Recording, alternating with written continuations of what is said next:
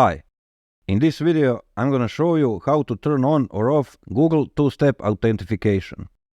I would strongly recommend you to do this if you haven't already, and if you did, don't turn it off because it gives you another layer of security on your Google account. So without further ado, let's go with the method. I will show you how to do this on your desktop web browser, but procedure is almost the same if you're doing it over mobile phone. You need to open your Google Chrome, Mozilla Firefox or whatever browser you use, and you need to be logged in to your Google account. From here, you need to click on your profile in top right corner and select Manage your Google account.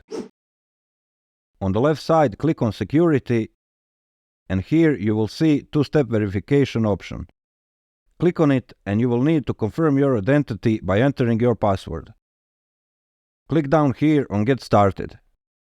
I'm already signed in on my phone, so it gives me options to get prompts on my phone when I log in from another device. If you want to use your phone, click on Continue. You can also click down here on Show More options and choose from any of these two options. I will choose text message or voice call.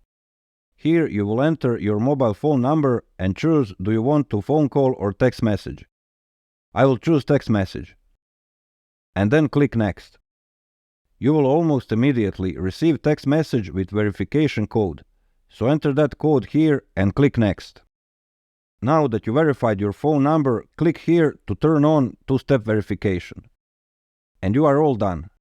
Procedure is almost the same if you choose to get prompt on your mobile device, where you are logged in with your Google account, or if you choose voice call.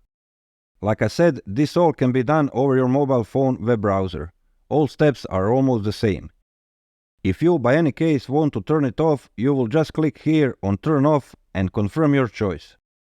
If you find this video useful, please give it a like. If you want to buy me a cup of coffee, you can hit thanks button. Subscribe to my channel with the bell on so you don't miss my next video. Until then, stay safe and I see you all.